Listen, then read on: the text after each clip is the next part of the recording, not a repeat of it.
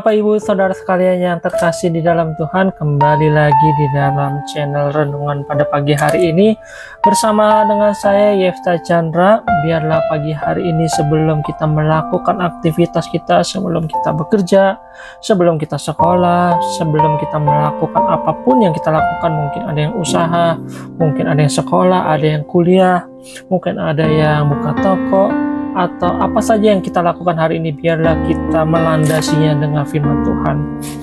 Sebelum kita merenungkan firman Tuhan, mari kita tundukkan kepala dan kita berdoa. Bapa yang kami sembah, di dalam nama Tuhan Yesus Kristus, pagi hari ini kami bersyukur untuk segala kebaikan, kemurahan, anugerah, dan kasih setia Tuhan di dalam hidup kami.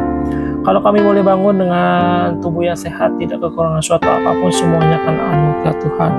Kami bersyukur sepanjang malam Engkau menyertai kami, Engkau menjaga kami sehingga kami boleh bangun dengan tubuh yang sehat. Mungkin kalau kami ada yang sakit, biarlah Tuhan yang memberikan kami kekuatan, Tuhan yang menyembuhkan segala sakit penyakit kami. Terima kasih Tuhan Yesus. Sebelum kami melakukan aktivitas kami ingin duduk diam merenungkan firman Tuhan. Biarlah firman Tuhan hari ini dapat memberikan kami kekuatan, dapat memberikan kami penghiburan, dapat memberikan kami jalan keluar untuk setiap masalah dan pergumulan kami. Terima kasih Bapa, kami menyerahkan pada pagi hari ini hanya ke dalam satu nama yang berkuasa, di dalam nama Tuhan Yesus Kristus. Yang percaya, yang dikasihi Tuhan, mari kita sama-sama katakan amin, amin, amin. Baik Bapak Ibu, hari ini firman Tuhan kita terambil dari Efesus pasal yang kelima. Pasal yang kelima, mulai ayat yang pertama. Efesus pasal yang kelima, ayat yang pertama, hidup sebagai anak-anak terang. Ayat yang pertama, sebab itu jadilah penurut Allah, seperti anak-anak kekasih. 2. Dan hiduplah di dalam kasih sebagaimana Kristus Yesus juga telah mengasihi kamu dan telah menyerahkan dirinya untuk kita sebagai persembahan dan korban yang harum bagi Allah. Bapak Ibu, hari ini firman Tuhan terambil dari Efesus 5 ayat 1 dan 2. Hidup sebagai anak-anak terang. Kita ini sebagai anak terang harus menyatakan sebagai anak terang. Bagi siapa? Bagi semua orang. Tentunya kita harus menjadi kesaksian untuk orang-orang yang belum mengenal Kristus. Bagaimana caranya? Kita hidup menjadi anak-anak terang. Bagaimana hidup kita menjadi anak-anak terang? Dikatakan di sana, sebab itu jadilah penurut Allah seperti anak-anak yang kekasih. Di sini dikatakan seperti anak-anak yang kekasih, saudara. Kita disuruh hidup menjadi penurut kepada Tuhan. Seperti anak-anak yang kekasih. Kenapa kita dikatakan anak-anak? Bapak Ibu, anak-anak itu masih murni, anak-anak itu tulus, anak-anak itu belum mengenal yang jahat. Dan di sini dikatakan seperti anak-anak yang kekasih. Anak-anak kekasih itu adalah anak-anak yang disayang. Artinya, kalau kita punya anak, kita pasti sayang anak kita. Dan tentunya kepada anak-anak yang menurut, anak-anak yang manis, kita terlebih mengasihi Bapak Ibu ya.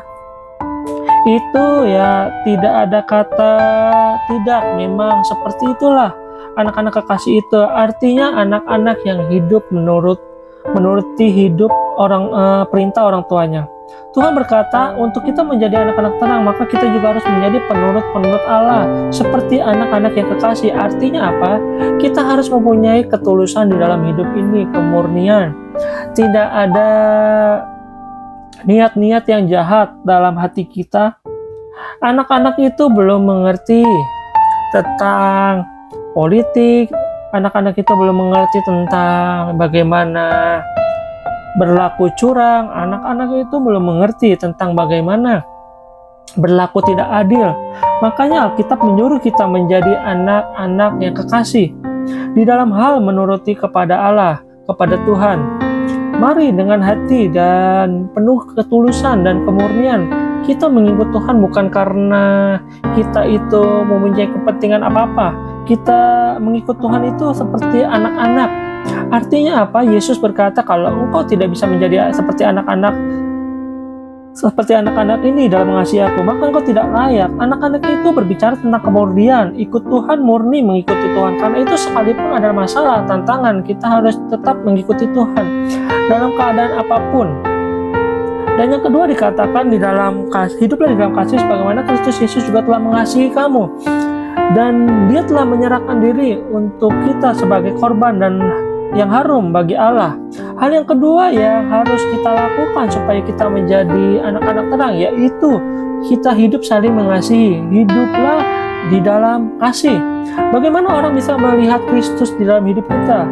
Ketika kita hidup ini saling mengasihi. Tetapi ketika kita hidup di dalam pertikaian, ketika kita hidup di dalam kekacauan, kita hidup di dalam perkelahian, bagaimana mungkin orang bisa melihat terang dalam hidup kita? Bagaimana orang bisa melihat Tuhan di dalam diri kita? Banyak orang Kristen, anak-anak Tuhan yang mengaku percaya kepada Yesus, tetapi hidupnya tidak menjadi terang.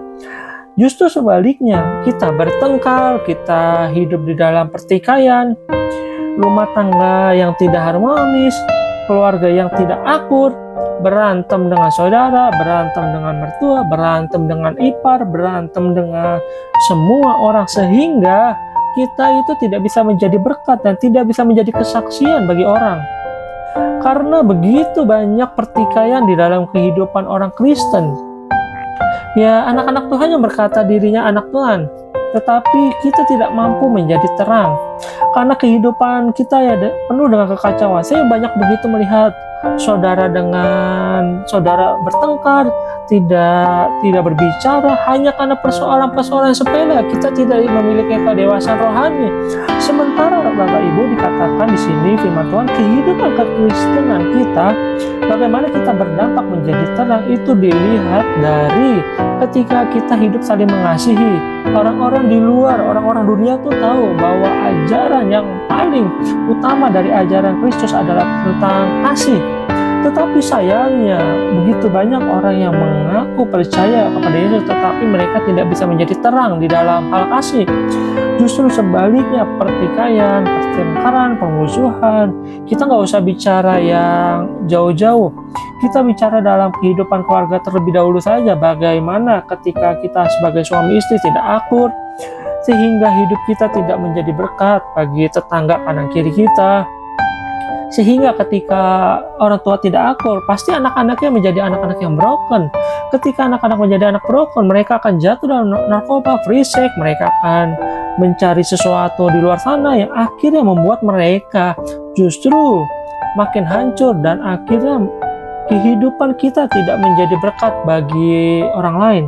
Tetapi saat kita hidup di dalam kasih Bapak Ibu, maka disitulah kita menjadi terang. Kita boleh menjadi terang bagi banyak orang. Waktu suami istri hidup akur, jauh dari pertikaian, sehingga anak-anak hidup rukun bersama. Bahkan kita dengan saudara ipar, dengan menantu, dengan ibu mertua, semuanya hidup akur di dalam kasih Kristus. Itulah yang mencerminkan kita itu adalah anak-anak terang. Jadi Bapak Ibu, kalau hari ini engkau masih ada pertikaian dengan orang-orang dekatmu, dengan keluargamu, kakak adikmu, saudara ipar, dengan mertua, menantu, ayo berdamai. Karena dengan cara itu kita bisa dikatakan menjadi anak-anak terang bagi banyak orang. Buanglah segala kepahitan, amarah, kebencian, buang semua hal-hal yang dapat membuat kita itu menjauh dari Tuhan. Mari kita belajar untuk memuliakan Tuhan di dalam hidup kita. Dengan cara apa?